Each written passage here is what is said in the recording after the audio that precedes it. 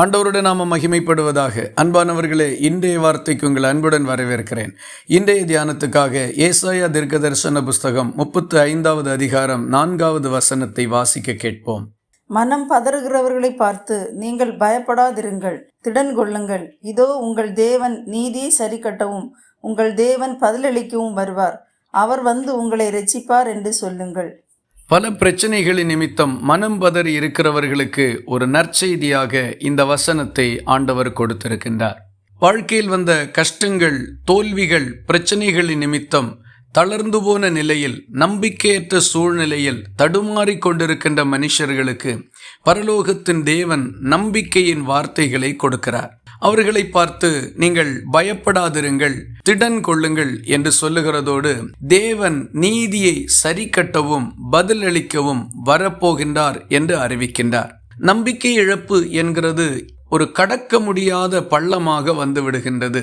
அதை தாண்டி செல்லுகிறது மிகவும் கடினமான ஒன்றாக மனுஷர்களுடைய வாழ்க்கையில் அமைந்திருக்கின்றது. தன்னந்தனியர்களாக இப்படிப்பட்ட சூழ்நிலையை சந்திக்கிறவர்கள் மிகவும் நெருக்கப்படுவார்கள். இந்த சூழ்நிலையை கடந்து செல்வதற்கு ஒரே ஒரு காரியம் மட்டும் நமக்கு உதவியாக இருக்க முடியும். நம்பிக்கையை ஊட்டுகின்ற வார்த்தைகளும் ஒத்தாசைகளும் தான். இதை மனுஷர்கள் பல நேரங்களிலும் செய்கிறதற்கு முடிவதில்லை. விரும்பினாலும் அதை பிறருக்கு செய்ய முடியாத சூழ்நிலைகள் மனுஷர்களுக்கு வந்து விடுகின்றது.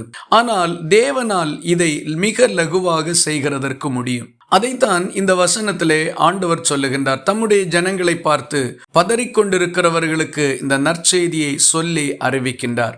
ஏதோ பிரச்சனைகளையும் குழப்பங்களையும் சந்தித்து பதறிக்கொண்டிருக்கின்ற நிலையில் நீங்கள் காணப்படுவீர்களானால் உங்கள் தேவன் உங்களுக்கு பதிலளிக்கும்படி சீக்கிரமாக வெளிப்பட போகிறார் என்று இந்த வார்த்தை சொல்லுகின்றது. கர்த்தர் வருவாரானால் நம்முடைய காரியங்கள் எல்லாம் மாறி போய்விடும். பதறிப்போன நம்முடைய சூழ்நிலைகள் மிகவும் லகுவாக கடந்து செல்லுகிறதற்கேற்றதாக கர்த்தர் மாற்றி அமைப்பார். மனுஷனால் அல்ல, தேவனால் இந்த காரியம் கைகூடும். இந்த வார்த்தைகள் இந்த நாள் முழுவதும் உங்களுக்கு ஒரு ஆசீர்வாதமாய் இருப்பதாக. ஜெபிக்கலாமா? எங்களை நேசிக்கிற அன்பு நிறைந்த நல்ல ஆண்டவரே, நாங்கள் உம்மை நன்றியோடு துதிக்கிறோம்.